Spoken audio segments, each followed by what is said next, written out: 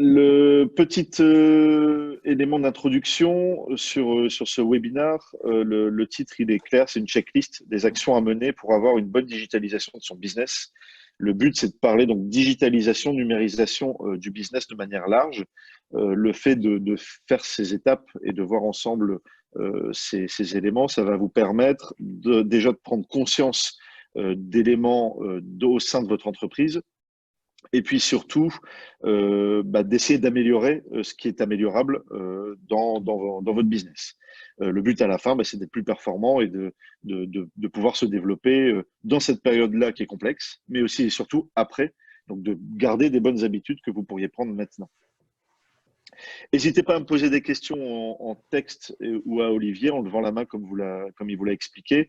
C'est une présentation dynamique, donc je m'arrêterai pour répondre et échanger.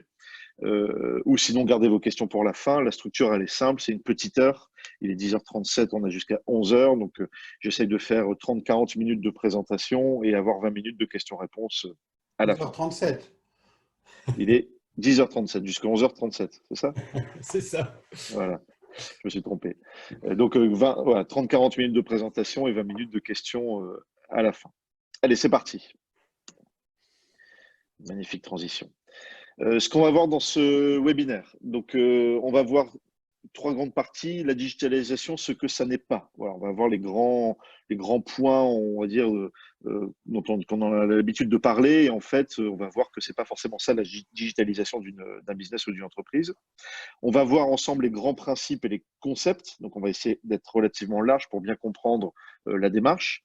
Ça va être les quelques premières minutes de la présentation. Et enfin et surtout, ça va être la grosse partie, ce sont des cas concrets que j'ai travaillé dans le cadre d'un jeu participatif. Alors, un jeu participatif, ça ne va pas être ultra ludique, mais ça va vous permettre de participer de chez vous. Je vous conseille simplement, donc, d'être attentif, parce qu'il y a un déroulé avec un début et une fin, et donc il ne faut pas louper de morceaux, et deux, de vous munir d'un papier et d'un crayon. Digital si vous l'avez avec un bloc-notes ou votre téléphone ou ce que vous voulez, ou un bon vieux papier et crayon à côté de vous, parce qu'il va falloir noter des petites choses et notamment vous donner des points. Voilà, donc gardez ça sur le côté, ça sera sur la partie cas concret après les introductions. Rapidement, qui je suis? Pourquoi je vous parle moi de digitalisation? Donc moi j'ai 39 ans, je suis le fondateur d'une agence qui s'appelle Wokin, qui est une agence digitale que j'ai créée il y a 16 ans. On a en 16 ans accompagné environ 300 clients petits et grands comptes. On ne choisit pas la taille de nos clients, on choisit l'intérêt des projets qui nous sont confiés dans tout domaine d'activité. Vraiment, c'est très très large. Donc, on n'est pas spécialisé dans un domaine particulier.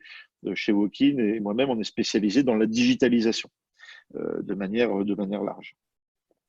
En complément de Wokin, je suis associé minoritaire dans plusieurs startups, puisque Wokin est aussi ce qu'on appelle un startup studio. Donc, j'ai co-créé avec des entrepreneurs des startups. Donc, je suis aussi régulièrement en contact avec les problématiques des startups en démarrage et en développement. J'ai écrit un livre sur l'entrepreneuriat tiré d'un podcast vidéo qui s'appelle Sur la route. Vous pouvez aller voir sur laroute.tv. Je fais une petite communication qui n'est pas une pub puisque le livre normalement est en vente, mais pendant la période de confinement, je le donne. Voilà, donc je le donne en PDF. N'hésitez pas à le télécharger sur laroute.tv. Il y a plein de beaux conseils sur l'entrepreneuriat en général. Et enfin, je suis conférencier sur la thématique de la digitalisation de l'entrepreneuriat. Voilà, c'est des domaines, c'est mon domaine d'expertise. Je ne peux pas avoir tous les domaines d'expertise. Ça, c'est les miens. Donc, j'essaye de les transmettre, surtout dans cette période. Je passe énormément de temps depuis un mois à échanger de manière volontaire et bénévole avec beaucoup d'entrepreneurs sur ces problématiques-là pour essayer, d'accompagner au mieux les personnes qui ont le plus de mal et les sociétés qui ont le plus de difficultés à passer cette période. C'est le but aussi de cette intervention d'aujourd'hui. Donc, digitaliser son business, c'est un vaste sujet. Comme je disais, voilà, moi, j'ai rien à vous vendre. C'est pas l'objectif de ce webinaire. Ce webinaire, c'est un partage de bonnes pratiques. En gros, je vais essayer en un peu plus de 30 minutes de dérouler toutes les étapes de la digitalisation d'une entreprise avec des cas concrets, des bonnes pratiques, des choses qu'on a déjà réfléchies pour des clients, qu'on a mis en œuvre. Donc tout ça, c'est des choses qu'on met en œuvre régulièrement, qui font leurs preuves. donc sur lequel on a un retour d'expérience. Et donc ça, je vais vous partager un peu ces conclusions rapidement. On ne va pas passer par l'étape de stratégie, de réflexion, on va directement aller aux conclusions. Ça va vous permettre de voir si ça vous parle ou pas, et si c'est adaptable ou pas dans votre business. Bien sûr, je ne vais pas réussir à être exhaustif. Vous en doutez bien, en 30-40 minutes, je ne peux pas balayer tous les domaines de la digitalisation d'une boîte. C'est un vrai métier, donc je vais parcourir un maximum de thématiques, mais je ne serai pas exhaustif, donc m'en veuillez pas si je ne parle pas de certains sujets que vous attendiez. Je m'en excuse par avance, mais dans ces cas-là, n'hésitez pas à poser vos questions à la fin ou à m'envoyer un mail ou sur les réseaux sociaux. On continue de parler et d'échanger. Je vais essayer d'être le plus large possible. Le but, en fait, à la fin de cette présentation, c'est que vous n'ayez pas forcément toutes les bonnes réponses aux questions que vous posez, mais que vous ayez plutôt les bonnes questions à vous poser. Que vous puissiez identifier clairement les points sur lesquels vous avez quelque chose à améliorer ou les points sur lesquels vous devez réfléchir et travailler avec votre entreprise, avec vos équipes. Donc le but vraiment, voilà, à la fin, je pense que j'aurai réussi ma présentation si vous vous posez les bonnes questions. Ces transitions sont magnifiques. La principale erreur, quand on parle de digitalisation du business, ce que ça n'est pas, c'est surtout pas de la technique et de la communication. Enfin, c'est surtout pas que de la technique et de la communication. On réduit souvent la digitalisation d'une entreprise au fait, tout simplement, d'avoir un site web, de vendre en ligne, d'avoir une page Facebook, d'envoyer une newsletter. C'est pas ça. La digitalisation d'une entreprise, la digitalisation d'un business, c'est beaucoup plus large, on va le voir après. Ça, c'est une partie de cette digitalisation, la partie de la communication la plus visible, la plus simple aussi à mettre en œuvre. Il y a des étapes beaucoup plus complexes à mettre en œuvre dans cette digitalisation. Et pour prendre une petite anecdote, la présence sur les réseaux sociaux, donc moi c'est mon métier, ça va faire 12 ans, 13 ans que je suis présent sur les réseaux sociaux, je suis fort actif, peut-être certains me suivent déjà. Depuis quelques semaines sur Facebook, je reçois un nombre incalculable, c'est 20 à 40 par jour de demandes de contact, ce que je n'avais pas du tout avant. Le but n'est pas de vous dire, ah, génial, il y a plein de demandes de contact, c'est surtout qu'en fait, j'ai des demandes de contact de faux profils, en fait, de personnes d'entreprise qui ne savent pas comment utiliser Facebook ou qui l'ont jamais utilisé avant 2020, qui créent des profils d'entreprise et qui, dès que je les accepte en fait en contact, m'invitent à aimer leur page. Voilà. Donc ça, c'est la bonne vieille technique qu'on utilisait il y a 10 ans. C'est plus possible de faire ça en 2020, mais cette situation, ce qu'on vit aujourd'hui, montre qu'en 2020, il y a encore énormément d'entreprises qui n'ont même pas passé le pas d'utiliser les réseaux sociaux de manière professionnelle et pertinente. Notamment les petites structures, artisans, commerçants. Voilà, c'est un vrai point. Il y avait peut-être un point de blocage en amont. Ils ne voulaient pas y aller. Moi, j'en connais beaucoup qui me disent, c'est pas pour moi ces trucs-là, je fais mon business sans ça. Bon, aujourd'hui, ils n'ont plus le choix, ils y vont. Et ils y vont pas forcément de la bonne manière. Et donc, c'est une erreur de se dire que juste en ouvrant sa page Facebook, ça y est, je digitalise mon business. Digitaliser son business, c'est deux grands principes larges. Le premier, c'est revoir l'organisation de son entreprise. Complètement. C'est réfléchir vraiment à comment fonctionne mon entreprise. C'est de ce fait une application forte du dirigeant ou du comité de direction, du CODIR. C'est vous, en tant que dirigeant, qui devez impulser cette phase de transition, ou choisie ou subie. Pour certains, c'est subi en ce moment. Mais vous devez vous impliquer énormément. Vous ne pouvez pas demander à vos équipes d'être digitales, d'avoir plein d'outils, de se connecter, d'utiliser tout ce qu'il y a dans l'entreprise et vous dire non, moi je ne change rien à ce que je faisais d'habitude, je reste dans ma zone de confort, je touche surtout pas aux outils que j'avais avant, ils marchent très bien. Et l'excuse la plus souvent que j'entends, c'est ouais, mais ça va me prendre plus de temps de m'adapter que de rester comme je suis. Bah oui, ça va prendre du temps, mais dans tous les cas, on le voit aujourd'hui, c'est obligatoire. Je vous prends l'exemple en introduction. Ça fait des années que je suis sur un ordinateur PC. C'est pas que c'est pas bien, c'est très bien. J'avais la possibilité d'utiliser un Mac. Ça fait longtemps que je voulais y passer. Bon, bah voilà, j'y suis passé. C'est pas simple pour moi. Ça me prend du temps. J'ai pas encore maîtrisé toutes les touches. Mais comme j'ai un téléphone, comme j'ai les oreillettes, voilà, en fait, c'est beaucoup plus simple au final dès qu'on commence à comprendre comment ça fonctionne.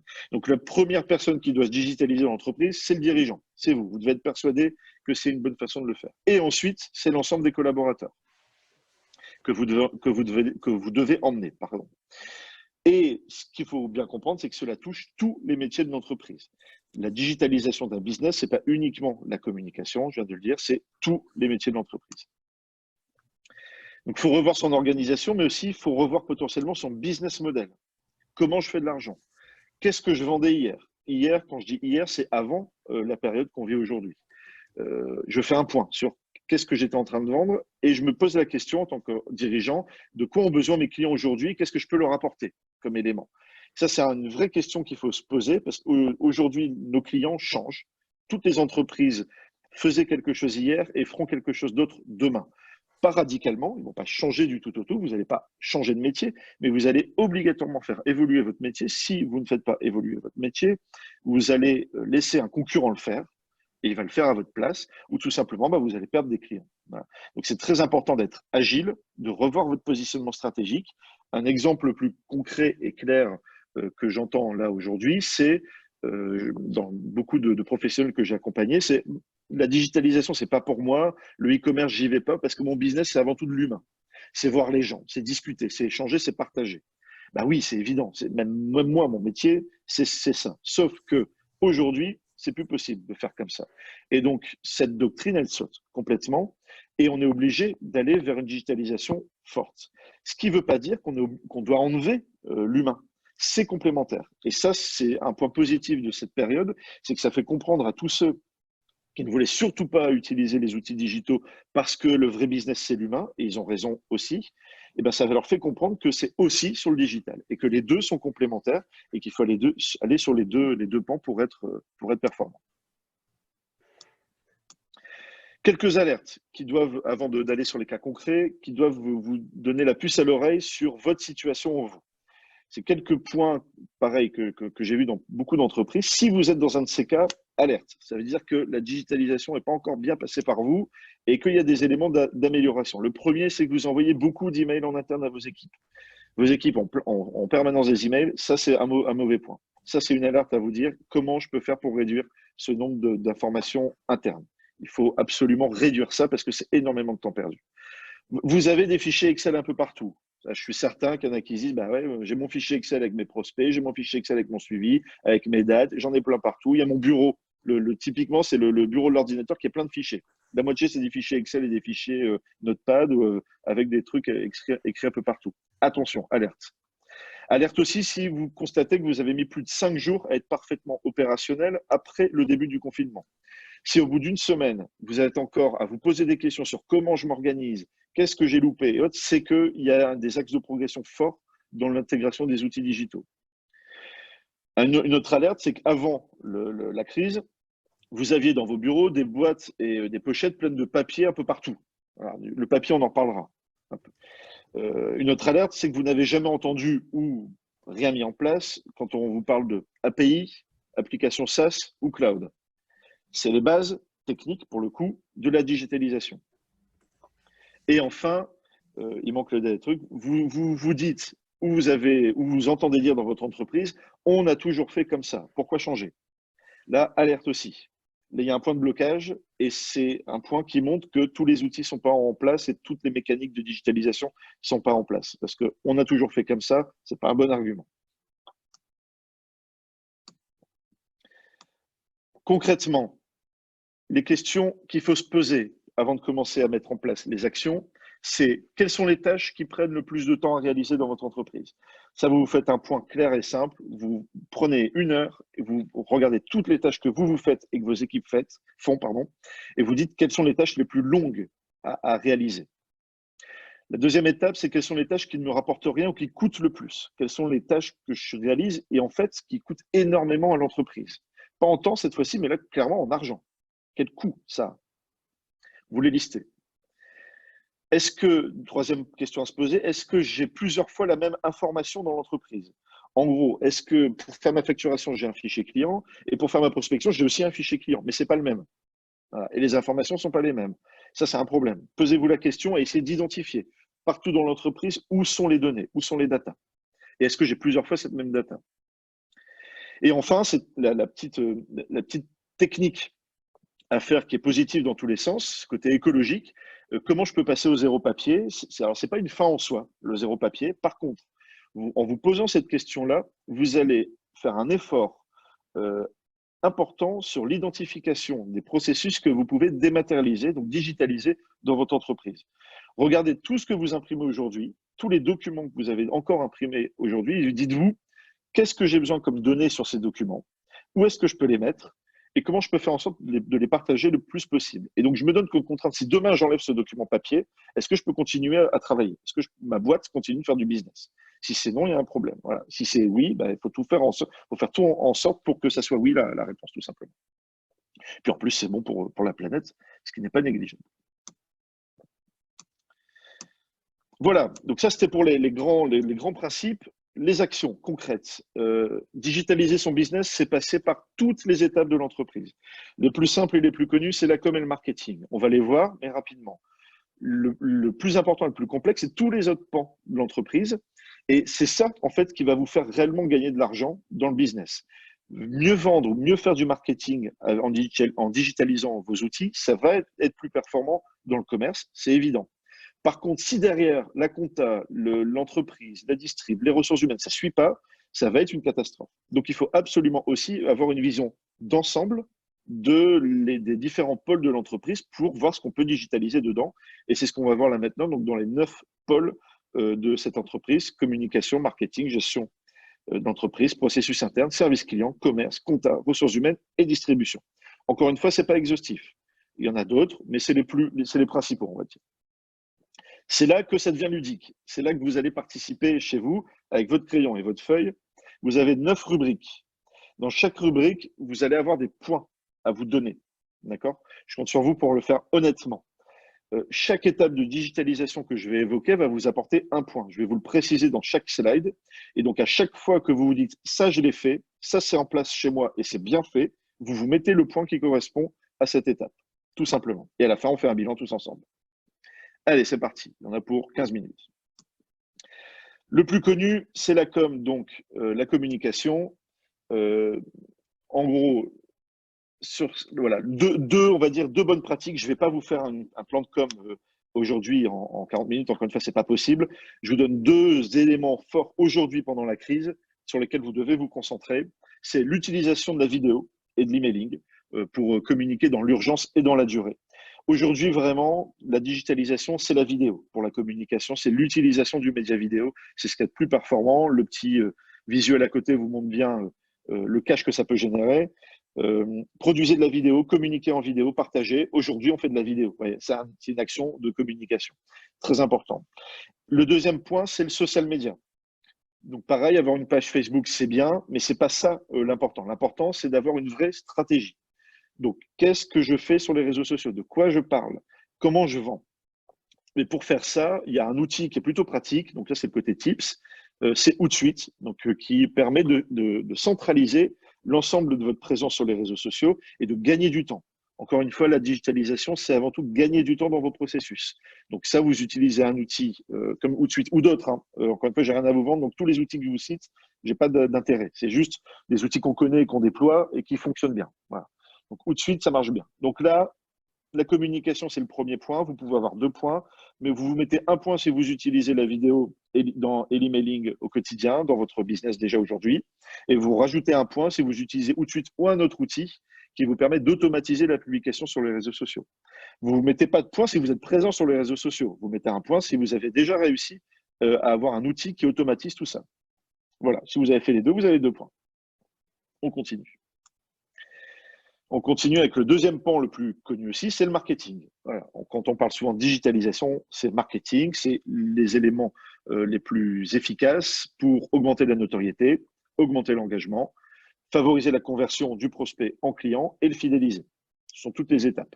Toutes ces étapes sont réunies dans ce petit schéma-là. Donc, pareil, je ne vais pas aller dans le détail de chaque opération, mais je vais rester large et global. SEA, donc c'est l'achat média, donc c'est le fait d'acheter des mots-clés sur Google et sur Facebook, donc avoir du budget pour dépenser.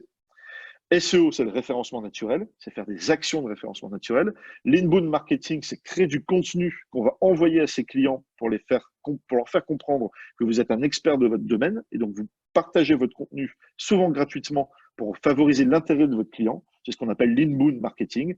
Donc vous favorisez la venue de votre client à vous par la production de contenu. L'emailing, vous connaissez. La mise en place d'un blog et de procédures d'affiliation. Ça, c'est important, l'affiliation aussi. C'est avoir compris que votre business, il peut être fait par d'autres personnes, par des partenaires. Vous gagnez moins, mais vous n'avez rien à faire. C'est l'affiliation. Et enfin, pour fidéliser, on l'a vu juste avant, le community management.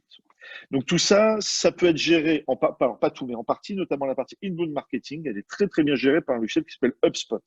C'est un logiciel SaaS assez complexe, qui demande beaucoup de formation et de temps. Et les équipes de HubSpot sont là pour le faire généralement. Et ça vous permet d'automatiser en fait ce qu'on appelle le marketing automation et l'inbound marketing. J'aime pas trop ces buzzwords, ces mots très punchy qui veulent pas dire grand-chose. Mais bon, c'est comme ça que ça s'appelle. En gros, c'est vraiment gérer votre contenu de manière automatisée, faire des relances automatiques. Le faites pas à la main, surtout pas. HubSpot le fait très bien, ou d'autres outils le font très bien. Mais allez vers ces outils-là. Alors là, vous mettez 7 points. Vous mettez 7 points. Alors, un point si vous faites de l'achat média, c'est-à-dire si vous avez un budget déjà prévu pour communiquer sur Google Ads ou Facebook. Un autre point si vous faites du référencement naturel, donc si vous avez un budget aussi, si vous avez investi dans des campagnes de référencement naturel. Un troisième point si vous faites déjà de l'inbound marketing. Un quatrième point si vous faites de l'emailing. Un cinquième point si vous avez un blog qui est en place et à jour, avec du contenu à jour. Un sixième point, si vous utilisez des techniques de l'affiliation. Et un septième, si vous faites du community management au jour le jour. D'accord? Ça vous fait 7 points. Si vous faites tout. Sinon, vous mettez que les points que vous faites. Petit point technique, est-ce que tout le monde m'entend bien? C'est bon? Ça me paraît bon. On continue. Parfait, merci Arnaud. Le troisième point, c'est la gestion de l'entreprise. Alors, il y a un mot-clé dans la gestion de l'entreprise qui fait peur, c'est ERP. Les points que je vois là sont pour moi dans l'ordre d'importance de la digitalisation. L'ERP, c'est vraiment un des points les plus hauts après la com et le marketing, parce que la com et le marketing, c'est simple à mettre en œuvre. L'ERP, c'est complexe, mais c'est à prioriser. C'est très compliqué. C'est un gros chantier. Néanmoins, c'est un chantier indispensable si vous voulez vraiment que votre société rentre dans la digitalisation. Pourquoi? Parce que ça va permettre justement de relier la donnée dans tous les secteurs de votre entreprise. Et la donnée, c'est le point clé de la digitalisation. C'est ce qui vous permet vraiment d'être efficace. Un ERP, surtout en mode SaaS, donc login, mot de passe en ligne, surtout pas de logiciel à installer. Ça, c'est l'ancien temps, c'est les SAP d'avant, qui sont déjà encore dans des grosses boîtes. Aujourd'hui, tous les éditeurs d'ERP sont passés en SaaS. C'est une facturation à l'utilisateur. Plus votre boîte est grosse, plus ça coûte cher. Moins elle est grosse, plus elle est petite, moins ça coûte cher. Vous êtes que 5 dans l'entreprise, c'est 5 abonnements de 10-20 balles généralement, et vous avez accès à un ERP. Ce qui est cher, ce qui est long, en fait, c'est l'intégration de cet ERP dans votre entreprise. Ça, c'est du temps à passer, important.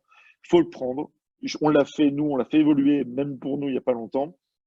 C'est 3 mois, 6 mois, en période, on va dire, calme et cool. En période un peu stressante comme aujourd'hui, un peu sur lequel il faut être efficace, en prenant des choix un peu rapides, en un mois, ça peut être mis en place. Par contre, c'est un point sur lequel, dans votre équipe, tout le monde sera réticent. Tout le monde vous dira, et on l'a vécu chez nous, et c'est normal, c'est compliqué, mais c'est normal, ça va pas, c'est pas bon, c'est pas les bons outils. Avant, c'était mieux, pourquoi je dois changer, ça marchait bien. C'est classique, c'est dans toutes les entreprises pareil. La seule solution pour faire ça, c'est accompagner vos collaborateurs pour résoudre chacun de leurs problèmes. Ils essayent de remonter des problèmes, ils vous en font part. Après la mise en place de l'ERP, résolvez les problèmes. Et pour ça, il faut choisir le bon ERP. Je ne suis pas là pour vous expliquer lequel prendre, mais prenez du temps pour choisir, en fonction de votre domaine d'activité, le bon ERP qui correspond. Il y a plein d'ERP métiers. Là-dessus, c'est simple, c'est un gros point. Si vous avez mis en place un ERP dans votre entreprise, mais fonctionnel, 3 points. Vous rajoutez tout de suite 3 points parce que c'est un gros point. Si vous ne l'avez pas mis en place, ce n'est pas grave, mais vous ne mettez pas 3 points. Ensuite, le quatrième, c'est tous les processus internes. Les processus internes, notamment, c'est les workflows. En se posant la question, on l'a vu tout à l'heure, par où passe l'information. Et donc ça, c'est un gros travail que vous devez vous faire en tant qu'entrepreneur, c'est je fais une cartographie de mes informations. Entre le moment où je dois toucher un prospect jusqu'au moment où je le facture, là, quelle est la chaîne complète d'informations qui passe, qui rentre et qui sort. Et ça, il faut vous le modéliser. Et une fois que vous l'avez, vous avez déjà une bonne visibilité sur vos processus internes. Il y a 2 outils, nous, qu'on utilise et qu'on recommande. C'est Google Suite qui va permettre de partager toutes les informations en mode collaboratif. Et ça, c'est très, très important, n'avoir qu'une source à un endroit et pas plusieurs informations. Alors, je mets Google Suite, mais Microsoft 365, c'est pareil. C'est des très bons outils. Nous, c'est juste que moi, je connais mieux cet outil-là, c'est celui que j'utilise. Mais il y a d'autres outils collaboratifs. Il y a des outils open source aussi qui existent, gratuits. Voilà, donc ça, c'est vous qui choisissez encore une fois, mais c'est important d'aller vers un outil collaboratif de partage de données. Partage de données Drive, Calendar, les outils de partage, email forcément. Voilà. Et enfin, pour parler des emails, Slack. Donc Slack, c'est vraiment l'outil qui permet de supprimer l'ensemble des emails internes. Il faut vous donner comme objectif 0 email interne. Quand je dis email interne, c'est vous pouvez continuer à avoir des emails de communication avec vos équipes, des communications, on va dire, globales. Par contre, sur un projet, sur un client, sur un truc, cette communication ne doit pas passer par email parce qu'elle est plus traçable, elle est perdue, elle est hétérogène, il y a des fichiers partagés dedans, ça ne va pas du tout. Il faut une plateforme centralisée sur laquelle vous partagez vos données internes à l'entreprise, vos données clients, vos données fournisseurs et les partages avec vos équipes. Slack le fait très bien. Encore une fois, il y en a plein d'autres qui existent. Tout ça, c'est des questions de budget et de choix, d'ergonomie, d'interface utilisateur. Mais il vous faut un outil de ce type-là. Pareil, 3 points. 3 points pourquoi? Un point si vous avez déjà fait le travail d'étude de votre workflow. Ça, c'est déjà un bon point. Un deuxième point, si vous avez fait le travail d'avoir une suite d'outils collaboratifs, type G Suite ou Office. Et un troisième point, si vous utilisez un outil de communication interne, type Slack ou Teams ou d'autres outils existants. Cinquième service, c'est le service client. Alors pareil, il y a énormément de choses à dire sur le service client. J'ai pris 2 éléments importants pour moi dans la digitalisation de votre lien avec votre client, c'est simplifier les points de contact. Aujourd'hui, et c'est encore notre cas aujourd'hui, on doit s'améliorer par exemple là-dessus. Nous, dans notre agence, on le sait, le point de contact principal, c'est le téléphone ou l'email. Ça va pas. C'est beaucoup trop long, c'est complexe. Demain, il faut absolument aller vers des outils beaucoup plus instantanés et rapides. Messenger, par exemple, on voit à gauche SNCF qui permet une relation client simple. WhatsApp, on l'oublie souvent, mais quasiment tout le monde a WhatsApp aujourd'hui sur son téléphone. Et ça permet surtout aussi d'avoir la visio. Et ça, c'est pas mal. Et je pense que la période qu'on vit aujourd'hui va transformer complètement l'appréhension qu'avaient les gens avec la visio. Moi, je me souviens avant la période de confinement, quand on faisait des réunions à distance, il n'y avait jamais de visio, les gens ne voulaient pas mettre leur caméra, ce qui est compréhensible, voilà, voir sa tête. On a tous des problèmes avec notre image, donc on comprend. Par contre, là, on le voit bien, comme on peut plus se voir physiquement, bah, se voir en vidéo comme je vous vois là, bah, c'est quand même rassurant. Voilà, ça fait plaisir de se voir et j'espère, je pense sincèrement qu'on va garder cette habitude, même pour les plus réticents. Donc WhatsApp, c'est un très bon outil aussi à utiliser, à proposer à vos clients pour garder le contact. Ça, c'est le premier pool. Et le deuxième, c'est un extranet. Voilà, proposez à vos clients un outil qui vous permet de communiquer simplement. L'extranet client, login, mot de passe, c'est indispensable. Pourquoi?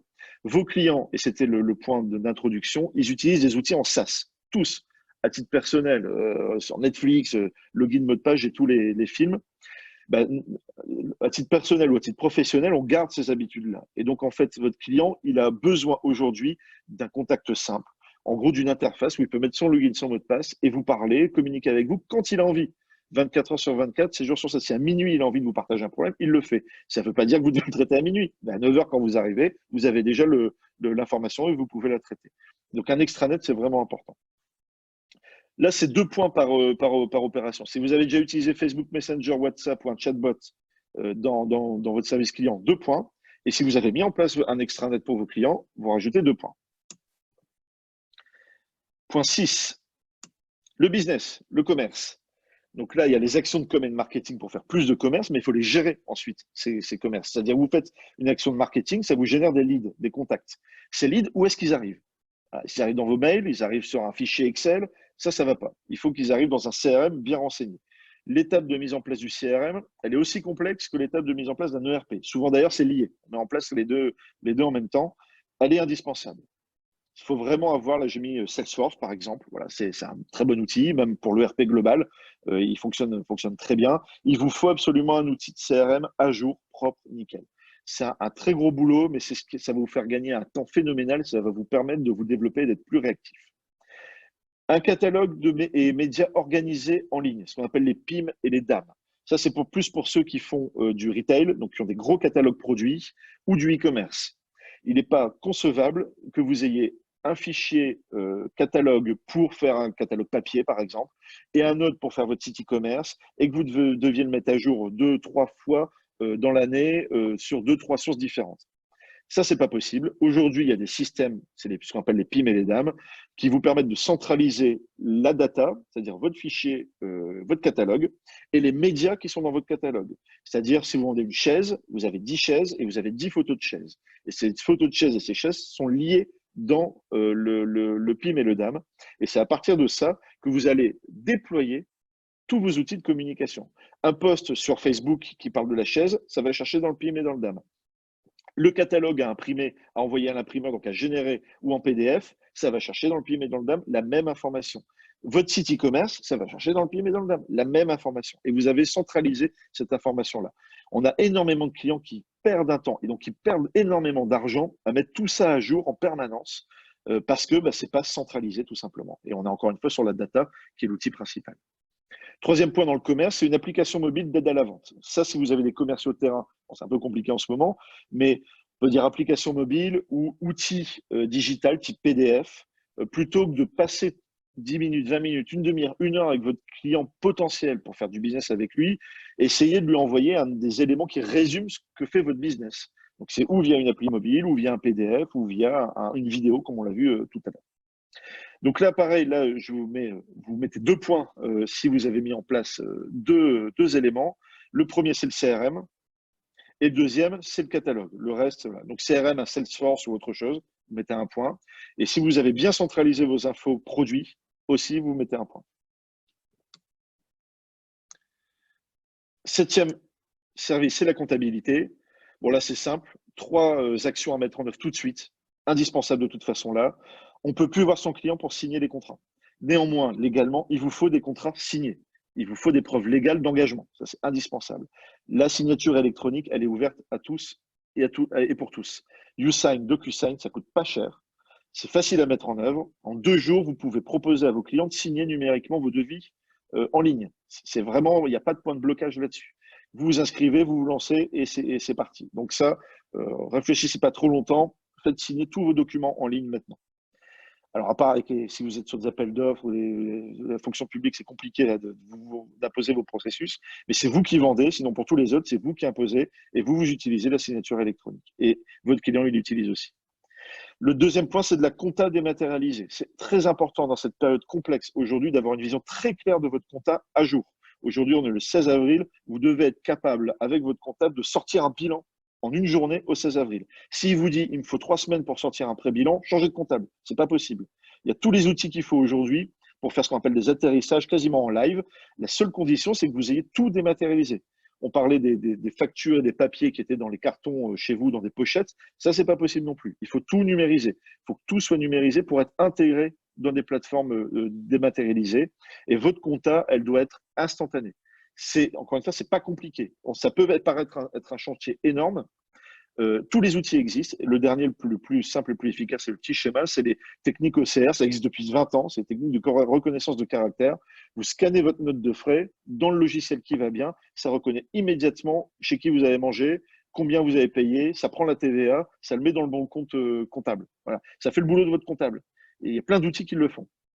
Donc ça, il faut absolument réfléchir à s'équiper de ça. Ça fait gagner un temps phénoménal et surtout, ça vous permet d'avoir une visibilité claire. Voilà, ça vous permet de vous rendre compte de votre situation financière. 3 points. 1 point si vous avez déjà utilisé la signature électronique. 1 point si vous utilisez une compta sur une plateforme dématérialisée. Et 1 point si cette plateforme utilise la numérisation OCR, c'est-à-dire la reconnaissance de caractère. Avant-dernier point, les ressources humaines, on les oublie souvent, mais en France, c'est encore assez à l'ancienne. Aux États-Unis, il y a énormément d'outils qui permettent d'améliorer, de digitaliser ces ressources humaines, son pôle ressources humaines. 4 points importants. Le premier, c'est d'avoir une plateforme dédiée à la marque employeur. Vous êtes même une petite entreprise, il faut une page qui explique pourquoi c'est bien de venir bosser chez vous. Même si aujourd'hui vous ne recrutez pas, ça va être compliqué, je suis d'accord avec vous, ça reste de la digitalisation, de la communication, ça donne une image de votre entreprise. Indispensable. Le point de démarrage le plus simple, c'est une page LinkedIn entreprise bien faite, propre, nickel. Entreprise, ça veut dire que vous payez un abonnement pour le faire. Le deuxième point, c'est la gestion des candidatures, ce qu'on appelle le processus d'onboarding. Onboarding et offboarding. Onboarding, j'accueille un nouveau collaborateur. Offboarding, je licencie. Et je licencie aussi ou simplement je gère un départ. Et ça, je dois gérer ce processus-là aussi. C'est des processus qui sont complexes, qui prennent du temps. Tout ça doit être dématérialisé. Il y a des outils qui permettent de le faire et qui permettent de simplifier ça, les job boards et les gestions de candidature. Le troisième point, c'est les tickets restaurants. Ça, je m'inclus dedans. Ça fait qu'un mois, le mois dernier, qu'on y est passé. C'est pas possible d'avoir encore des tickets restaurants avec des carnets à souche. Voilà. Si on parle de digitalisation, on peut plus parler de ça. Il y a des cartes aujourd'hui qui sont des cartes Visa, Mastercard qui permettent de payer. Ça permet de gagner un temps phénoménal pour distribuer ces tickets restaurants parce qu'il y a qu'à aller sur la plateforme, mettre les sous et faire OK, que vous soyez 2, 5, 100 personnes, c'est fait instantanément. Donc, c'est quand même un temps dingue. Et puis, ça vous permet vraiment un suivi avec vos équipes en cas de besoin, s'il y a besoin de rajouter ou enlever. Voilà, c'est une adaptabilité totale. Donc, n'hésitez pas à y passer. Et enfin, là, aujourd'hui, vous le voyez, pour certains malheureusement, qui ont dû utiliser le chômage partiel, la formation peut être un point très important et doit être un point important à utiliser dans ces phases complexes, dans ces périodes complexes. Il y a beaucoup de plateformes qui existent. À la télé et sur Internet, ils diffusent, même les enseignants de l'éducation nationale ont réussi à faire de la visio pour les enfants. Vous devez être capable de proposer de la visio pour vos collaborateurs. Voilà. C'est indispensable de leur proposer une plateforme de formation en ligne. Et cas concret, je me l'applique. Cet après-midi, l'ensemble des équipes l'ensemble de mon équipe va recevoir un mail avec les comptes disponibles pour une plateforme de formation en ligne. Voilà. Comme ça, ils ont leur compte et ils se forment quand ils ont envie sur les sujets qu'ils souhaitent. 4 points. Un point si vous êtes sur LinkedIn de manière pro, un point si vous avez un processus de gestion de candidature, un point si vous êtes déjà passé au ticket restaurant dématérialisé, et un point si vous avez déjà un compte, un abonnement sur une plateforme de formation en ligne. Dernier point, le plus compliqué, le plus dur, le plus sensible, c'est la distribution. La période qu'on vit vous oblige à réfléchir, à changer vos canaux de distribution. Comment je vends différemment? Voilà. J'étais habitué à vendre d'une certaine manière, notamment dans une boutique, un restaurant, n'importe quoi. Je ne peux plus aujourd'hui accueillir mon public, je ne peux plus le faire de la même façon. Et je dois réfléchir. Je vais faire de la vente à emporter, je vais faire de la livraison. Je ne l'avais jamais fait avant. J'étais peut-être même contre. C'est des solutions alternatives en me disant c'est pas nous. Revenons à ce que j'ai dit au début. Même si votre ADN de l'entreprise, c'est le contact humain, c'est ça, c'est pas antinomique de mettre des outils digitaux à disposition. Et donc, commander en ligne un produit et se le faire livrer, c'est pas antinomique avec le contact humain. À vous de trouver une autre manière de garder ce contact humain. Donc, changer les canaux de distribution, y réfléchir, très important. Et l'autre point qui est encore plus complexe aussi, c'est si vous faites du B2B aujourd'hui, peut-être que c'est compliqué de continuer à faire du B2B. C'est le secteur le plus complexe aujourd'hui à tenir en termes de business. Et pourquoi pas faire du B2C? C'est pas forcément possible partout, mais au moins réfléchissez-y. Comment vous arrivez à ouvrir au grand public ce que vous êtes en train de faire pour les professionnels? C'est une vraie question à vous poser. Et derrière, tous les outils digitaux vont vous permettre de y arriver. 2 points. Un point, alors là, je ne sais pas si vous l'avez fait, mais si vous êtes en cours de réflexion sur changer vos canaux de distribution. Et un point, si vous avez réussi, vous êtes en train de passer du B2B à B2C ou l'inverse. Plus compliqué, mais bon, du B2C au B2B. C'est plutôt dans le sens B2B, B2C. Voilà.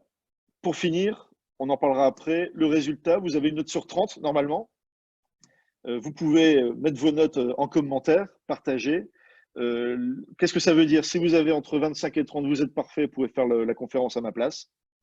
Nickel, changez rien. La crise n'a pas eu d'impact sur votre organisation. Si vous avez entre 20 et 25, vous êtes en bonne voie, c'est-à-dire vous avez déjà réfléchi et c'est bien, continuez. Si vous avez entre 15 et 20, vous avez compris l'importance de la digitalisation et il faut accélérer. Et si vous avez en dessous de 15 points, on peut être sûr ensemble que la digitalisation va vous aider à vous adapter, à vous développer. C'est certain. Voilà, donc ça c'est vraiment un indicateur fort. En dessous de 15 points, vous ne posez pas de questions, essayez de revoir les bonnes pratiques et qu'est-ce que vous pouvez mettre en place demain.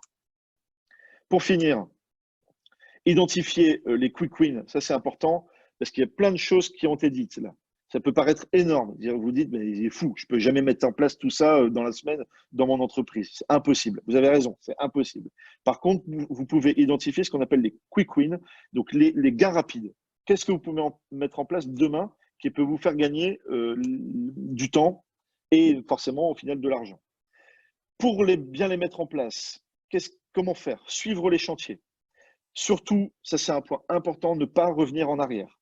Même s'il y a des points de blocage, les points de blocage, en fait, ils doivent se lever, ils doivent se résoudre. Le point de blocage que vous allez avoir quand vous digitalisez une des rubriques, ça ne doit pas vous dire: ah non, j'ai fait une erreur, je dois revenir à ce que je faisais avant, c'était mieux. Non, vous continuez d'avancer et vous résolvez vos points de blocage. Vous améliorez ça avec l'usage, c'est en utilisant ces outils-là que vous allez améliorer votre façon de faire. Vous faites-vous accompagner pour prendre du recul, c'est important aussi.